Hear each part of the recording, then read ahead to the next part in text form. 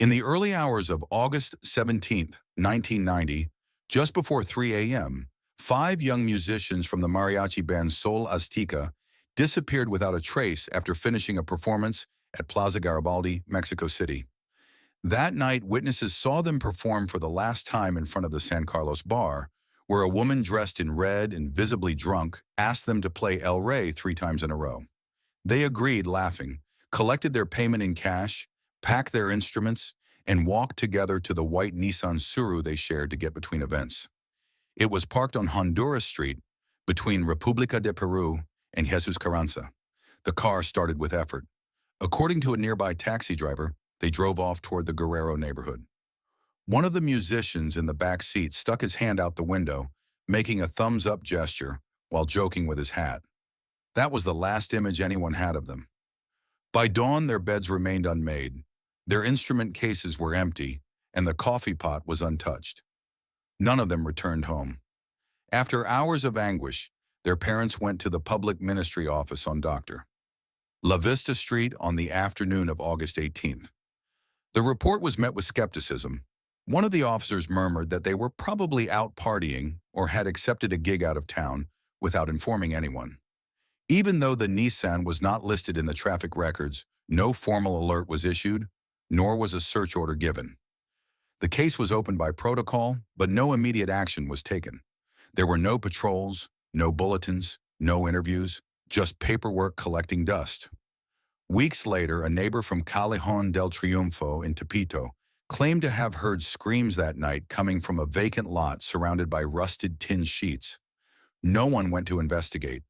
By the end of that year, the investigation had stagnated, and in 1991, it was archived due to a lack of evidence. The families continued searching on their own, visiting hospitals, prisons, morgues, and even asking healers for help. Over time, their visits became less frequent.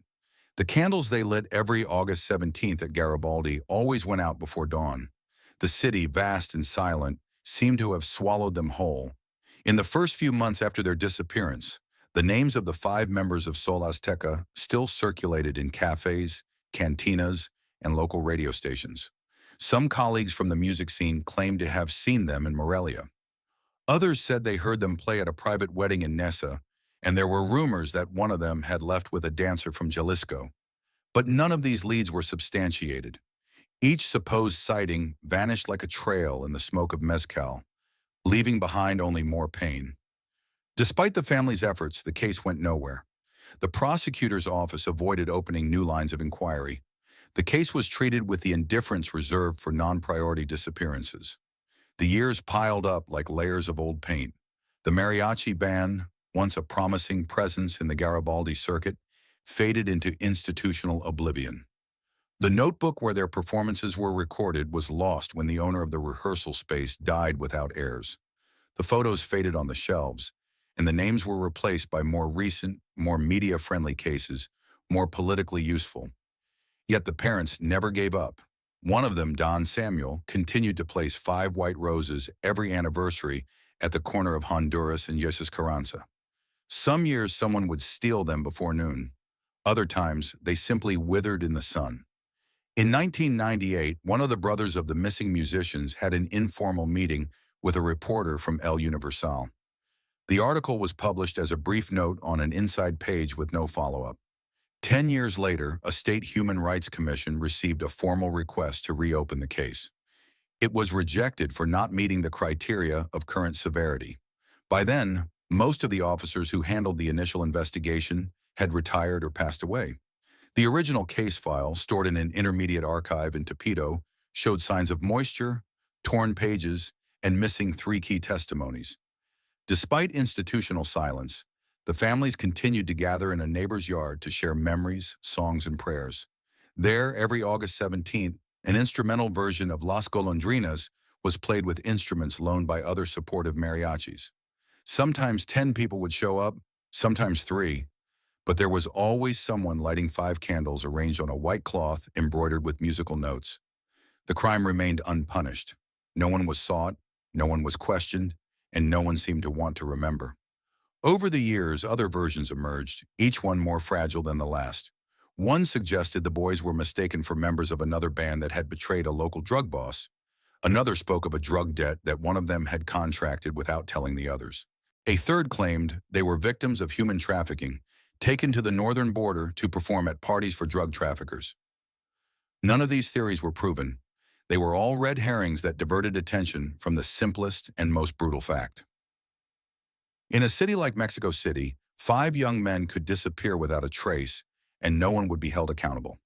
In 2016, one of Don Samuel's grandsons, now an adult, posted a thread on social media with a few remaining images of the group in a summary of the case.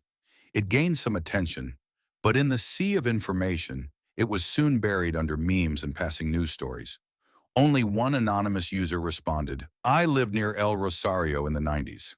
There were rumors about a car being buried. They never investigated." The comment went unnoticed for years until, by chance, in May 2019, an excavator unearthed hardened soil in a forgotten corner of the Azcapotzalco vehicle depot. There, amidst rust, ashes, and silence, something was waiting to be discovered. On May 14, 2019, just before noon, the number 3 excavator from the El Rosario vehicle depot began to remove an uneven slope at the northern edge of the land, next to the rusted cyclone fence that marked the industrial zone of Azcapotzalco. The operator, Luis Alberto Romo, was trying to level the ground to expand the row of impounded vehicles. With each scoop, layers of compressed scrap metal, fossilized tires, and burnt wood fragments emerged, but something stopped him. A hollow metallic sound, different from the usual. Upon digging more carefully, a deformed and charred roof appeared, covered by a compact layer of earth and ash. It was the silhouette of an old car, buried under layers of oblivion and rusted metal. They alerted the supervisor, who decided to halt the work and notify civil protection. When the experts arrived, they confirmed that it was a sedan-type vehicle, an 80s model, showing clear signs of internal combustion. There was no formal record of its entry into the impound lot, which was odd. All impounded or towed vehicles had to have logs since 1993, the year the land had been expropriated by the city government. But that car, rusted to the core, seemed to have been there long before that. It had apparently been swallowed by time and bureaucracy. The first significant discovery came when the remains of the trunk were removed. Among the melted sheet metal, a semi-buried structure corresponding to the chassis frame was found. Upon cleaning the serial numbers, the full VIN clearly emerged: JN1B 31S 9G UDO 14986. The series was cross-checked in the historical database of reported missing vehicles. The match was immediate. The number belonged to a 1986 Nissan Suru, white, owned by Victor MC, one of the members of Sol Azteca Mariachi. It had been reported missing along with the car on August 17, 1990. The case, archived for almost 3 decades, was officially closed, but now the dust uncovered a distant echo of truth. While carefully dismantling the rusted pieces, the experts found 4 metal buttons made of pressed alpaca trapped under the back floorboard in a cavity of the chassis sealed by years of rust. They were small, circular, and on their surface, with patience and a magnifying glass. An intricate handcrafted engraving in the shape of an age was visible. This pattern, as confirmed by the families days later, was exclusive to the uniforms specially made for Sol Azteca Mariachi in 1989. The black jackets, designed by a deceased tailor from the historic center, featured these buttons as a distinctive seal. The discovery left no room for doubt, but the piece that finally broke the silence was a half-silver ring, deformed by the heat, recovered among the debris of the car's center console. On its inner side, still legible despite the blackening, the inscription SA90 was visible, a brief, intimate inscription.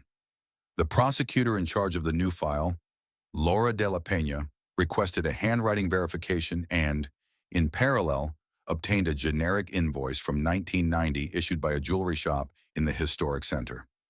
The document, though not listing buyers' names, detailed a special order of 5 silver rings with personalized engravings requested in July. Cross-referencing with family testimonies confirmed that weeks before they disappeared, the musicians had gifted these rings to each other as a symbol of brotherhood. The final confirmation came with the human remains. Beneath the cracked asphalt and compacted earth, next to the rear axle of the vehicle, burned bone fragments belonging to at least 5 individuals were recovered. Some bones retained traces of oxidized wire attached to the ribs and cervical area. The dental crowns found on 2 of the skulls, made of silver and gold amalgam, were compared with the dental records from the Mexican Institute of Social Security, or IMAS, for 2 of the missing individuals. The result was a 100% match. The other samples, severely damaged by combustion and the passage of time, were sent to the genetic laboratory of the Universidad Autónoma Metropolitana for mitochondrial DNA analysis. The news of the discovery leaked to the media on the morning of May 15. Within hours, local outlets picked up the forgotten case. Vehicle linked to disappearance of 5 musicians in 1990 found. Social media began to recover the names, old photos, and the brief headlines that had never received follow-up. One of the daughters of the missing musicians, born months after the tragedy, wrote on her account, "For so many years they told us we were inventing it. The silence now speaks with ashes." It was the first real crack in the wall of impunity. In the afternoon of May 15th, the facilities of the Instituto de Ciencias Forenses in Mexico City began to receive the first human remains recovered from the Nissan. The fragmented, charred, incomplete pieces were immediately classified by their degree of deterioration and anatomical relevance. The experts knew time was working against them. Decades underground, prolonged exposure to the heat of the fire, and the corrosion of nearby metals had damaged much of the structures. However, the 2 dental crowns located on the maxilla of what would be bodies 1 and 3 offered a unique opportunity for accurate identification. In less than 72 hours, forensic odontologists confirmed that both pieces matched the records of the Mexican Institute of Social Security from 1989. The comparative studies were irrefutable. These were Salvador Chava Morales and Victor Manuel C., the 2 original founders of Sol Azteca Mariachi. As soon as the preliminary reports were delivered, the Fiscalía General de Justicia of Mexico City announced the formal reopening of Case 24890, Musica DMX, as a priority case under the Forced Disappearance Protocol. In parallel, bone fragments from the other 3 bodies were sent to the Molecular Biology Laboratory at the Universidad Autónoma Metropolitana. Mitochondrial DNA analysis, more resistant to deterioration than nuclear DNA, began to yield results by May 22nd. The profiles obtained matched direct relatives, siblings, living parents, and even a sample recovered from an old comb kept by a mother as a memento of her son. Each match, though scientifically cold, brought with it a wave of long-contained tears. For the first time in almost 30 years, the families received something more tangible than memories. A confirmation, a piece of the lost son. Prosecutor Laura de la Peña requested immediate access to the original case file. Upon reviewing the statements from 1990, she found a detail that had been overlooked. A bar on República de Honduras had been closed just a few weeks after the disappearance. The owner, Francisco Pancho Cisneros, had sold the establishment under a third party's name and opened another venue in Iztapalapa, where he prospered in the following years. His record included charges for injuries and threats, although he was never formally linked to extortion. However, the testimony of an ex-waitress located through IMS, Mexican Institute of Social Security records, offered a new perspective. According to her statement on May 23rd, that night of August 17, 1990, Cisneros had a violent argument with the mariachi group outside the bar. He demanded they pay a security fee, claiming, "No one plays here without leaving their share." They refused. The last words, as she recalled through sobs, were, "Then disappear like the others." No one believed her. At the time, no one wanted to listen, but now the context gave her words a new weight. The prosecutor's office issued a search order for Cisneros, as well as for 2 of his former trusted employees, Julio Cesar Meneses, a former bodyguard, and Oscar Aguilera, a former bar driver. The 3 men were still alive. Cisneros, now 60 years old, ran a chain of cantinas with a legal facade. Meneses had worked as a private bodyguard for businessmen from the northern part of the city. Aguilera was making a living as a tow truck operator in a workshop in Tlalnepantla. The arrests were made between May 23rd and 24th, without resistance but with stone-faced expressions. In the preliminary interrogations, they denied all involvement. However, contradictions in their statements, combined with call records retrieved using modern technology from old Telmex directories, began to form a dark puzzle. An extortion gone wrong, brutal retaliation, a cover-up quietly planned over the years. On May 24th, the prosecutor's office presented the first forensic results to the media. They did so cautiously, avoiding categorical claims, but subtly indicating that the matches were highly significant. The journalists present observed photographs of the chassis with the VIN, the nickel-plated buttons with the agave pattern, and the fractured ring with the inscription SA90. Beside them, 5 metal urns awaited on a table covered with black velvet. Still without a final destination, the prosecutor ended the conference with a short statement. After almost 30 years, the silence begins to break. That same afternoon, the families were summoned to a private meeting at the prosecutor's office. There, in front of the forensic boxes and printed reports on letterhead, they were given the first official recognition. There were no cameras or speeches, only tears, contained embraces, and a photo album where each page returned a face, a smile, an unfinished song. From that moment, the story was no longer just part of the past. It was finally beginning to write its conclusion. In the early hours of May 25, 2019, the remains of the Nissan Suru were transferred under security to the Forensic Mechanics Laboratory of the prosecutor's office, where an interdisciplinary team began the structural reconstruction of the burned vehicle. Every fragment, no matter how small, a hardened piece of carpet, a corroded bolt, a spring from the back seat, was numbered, photographed, and placed on black fabric panels. The goal was twofold: to establish the timeline of the fire and determine whether the victims died inside the car or if their remains were placed there post-mortem. The preliminary results were conclusive. The carbonization pattern on the bones, especially on the right femur of one victim, showed an upward combustion process compatible with bodies exposed to fire while seated. The presence of melted seat fiber residues on the lumbar vertebrae reinforced this hypothesis. The 5 bodies must have been sitting inside the car at the time of the fire. But the most disturbing discovery wasn't the carbonization. It was the finding of deep circular marks on the ulnae and radii of at least 3 skeletons. Clear signs of steel wire ligatures tightly bound before death. When this data was compared to the statement of the bar witness, the former waitress who remembered the threat made by Francisco Pancho Cisneros, the narrative became chillingly clear. The 5 musicians were overpowered, immobilized inside the car, and burned alive. It wasn't an accident. It was a silent execution, planned, with no witnesses or records, hidden under the dust of a depot the city had forgotten for almost 3 decades. Prosecutor Laura de la Peña then ordered a comprehensive review of the perimeter of the impound lot. With the help of a ground-penetrating radar, the technical team identified other areas with structural alterations in the subsoil.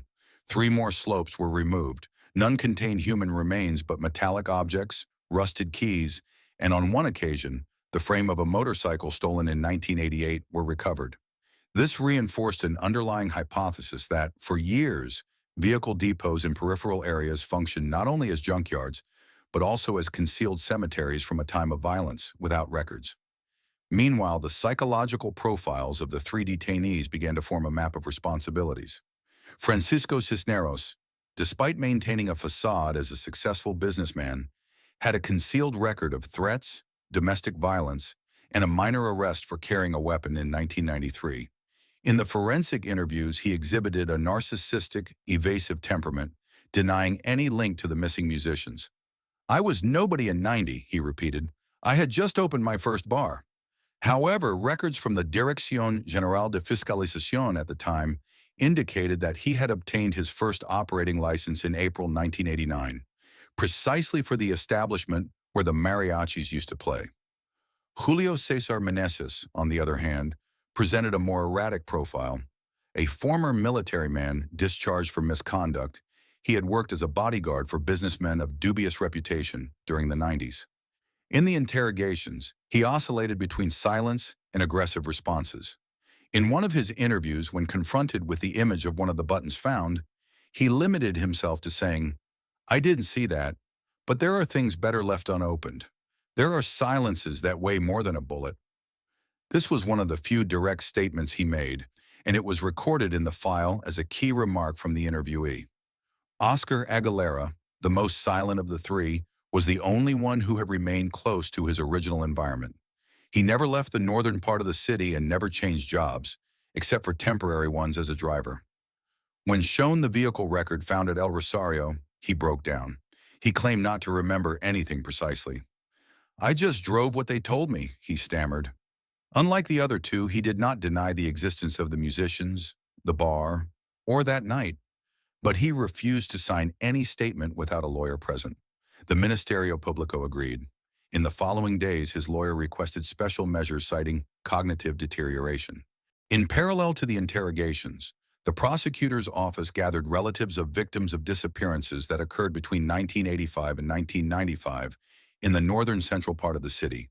The Sol Azteca Mariachi case had rekindled old fears that there was a systematic pattern of executions due to extortion during that decade, especially against informal workers, street musicians, shoe shiners, and porters who refused to pay the fees imposed by criminal networks disguised as local entrepreneurs.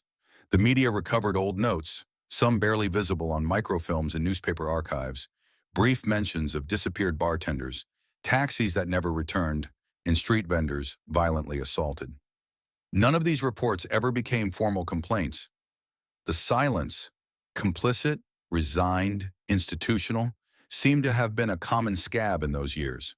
And yet now, as the land and files were being sifted through, a different story began to emerge. With the three detainees under preventive custody and the forensic evidence confirmed, the prosecutor's office prepared formal charges for aggravated murder.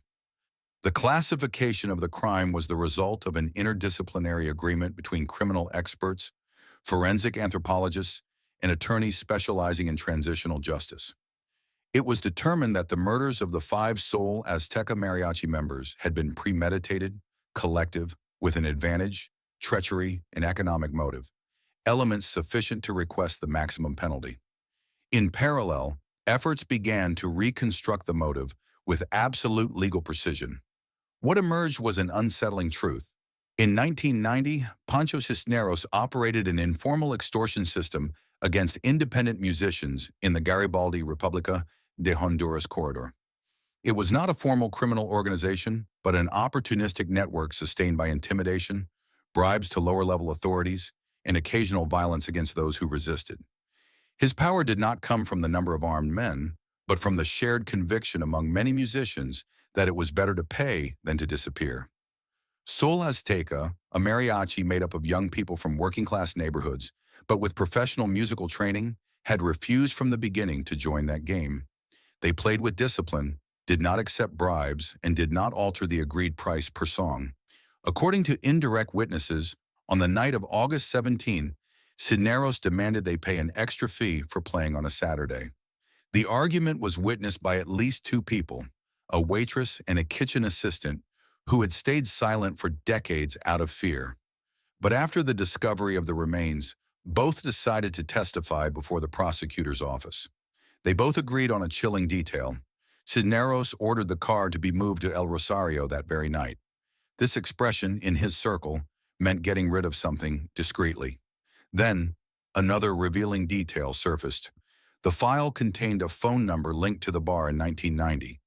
Using metadata analysis techniques applied to old Telmex records, which had been digitized between 2016 and 2018 as part of an internal preservation program, calls made at 2:35 a.m. on August 17th from that phone to a tow truck service called Transport Aguilera were identified. At the time, there were no digital databases, but paper records were still archived in a warehouse in central Tlalnepantla. After inspecting them, a transfer order was found under the name FC, requesting the tow of a vehicle due to a mechanical failure on República de Honduras. The signature at the bottom was from Oscar Aguilera. During his second statement, confronted with this evidence, Aguilera broke down emotionally. He said he didn't remember the details, but admitted to having driven a white car with 5 people inside, already without vital signs. to a lot he knew from years earlier when he worked with junk dealers in the area. He stated that he did it under pressure and that it was Meneses who gave him the direct order, while Cisneros watched from a corner, smoking. The next step in the investigation was to identify the responsibility of public officials who, through action or omission, allowed the disappearance of the case for so many years. Two former public prosecutors were summoned to testify, Raul Lopez Vasquez and Luis Angel Cardiel, who were responsible for the initial reception of the complaint in 1990. Both claimed they acted based on the information available at the time and denied receiving bribes. However, in the physical files rescued from the Cuauhtémoc District's warehouse, a document was found, signed by Cardiel, in which he requested not to escalate the case to the central level due to lack of substantial evidence, just 5 days after the initial report. The suspicion of cover-up grew stronger. In July 2019, the Human Rights Commission of Mexico City issued an official statement highlighting serious omissions in the investigation duty of the authorities of the time.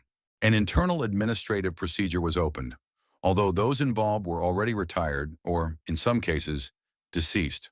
The report emphasized that the systematic denial of the existence of the crime, combined with the initial discrediting of the families, had led to sustained revictimization for nearly 30 years. The case began to acquire an unexpected social dimension. Various collectives of street musicians, students from the National School of Music, and civil groups organized commemorative events in Plaza Garibaldi. Restored portraits of the 5 young men were placed on white easels, accompanied by candles and flowers. On the night of August 17th that same year, a dozen mariachis dressed in black performed traditional songs in their honor, including Caminos de Guanajuato and La Llorona. At the end, there was complete silence.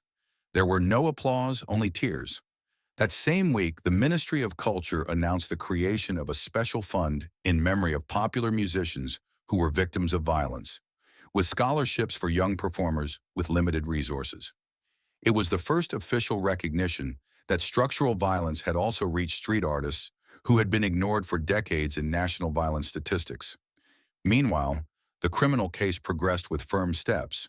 The Ministerio Público assembled a file of more than 100 pages, including forensic reports, testimonies, call analyses, dental reports, and historical documents.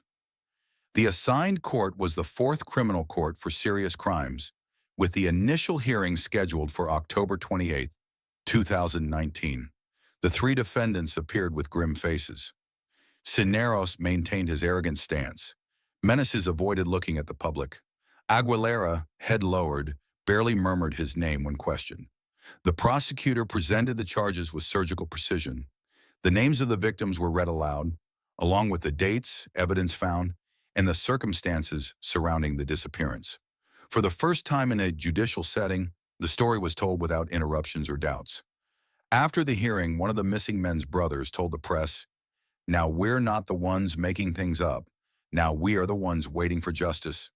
The intermediate hearing ended with the admission of all the evidence, including the 3-dimensional virtual reconstruction of the suru found in the impound lot, the mitochondrial DNA analysis, and the projection of a photograph rescued from 1990, where the 5 Sol Azteca mariachi members posed in their black suits, embroidered jackets, and youthful smiles. The enlarged image, presented as a mural, was fixed as the backdrop in subsequent hearings, silent but eloquent. In April 2023, the trial was held in continuous sessions over 4 weeks. The defendants were found criminally responsible. The verdict was read firmly by Magistrate Maria Teresa Zamudio.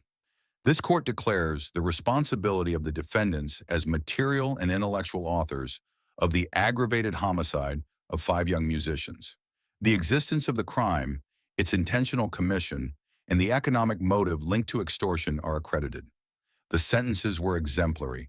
Francisco Pancho Cisneros, the intellectual author, was sentenced to life imprisonment without the possibility of parole. Julio Cesar Meneses, the material executor, was sentenced to 55 years in prison. Oscar Aguilera, an accomplice by action and omission, received 45 years in prison.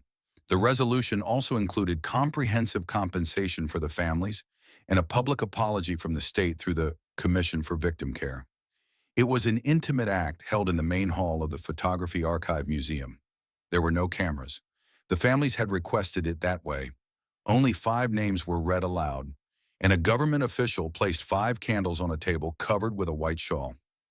The symbolic outcome came in May 2024, when after a long and painful forensic process, the identified remains were handed over to their families. That dawn, in an interior courtyard near Garibaldi, a dozen veteran mariachis, childhood friends of the missing men, softly performed Las Golondrinas while placing 5 white roses on the urns. A brief prayer, almost a whisper. Then, in a discreet car, the urns were transported to the Panteón Civil de Dolores, where they were placed in a family niche. There were no speeches, just a bronze plaque at the foot of a wooden crucifix with a simple inscription, "May their music live forever." The night the urns were placed in the niche at the Panteón Civil de Dolores, the sky over the city remained cloudy, as if the night itself refused to allow forgetfulness. The families left in silence without warm embraces or closing words. It was not the end, only the rest of a long-ignored truth. In the following days, some media outlets briefly revisited the case with somber headlines that spoke of late justice and rescued memory. But for those who lived through the loss, true justice did not come with the convictions or the public acts, but with the recognition that what happened, although silenced for decades, had been real, and that it was not their fault for continuing to search. The music of the 5 young men was never recorded in albums or videos. There are no recordings or sheet music with their signature.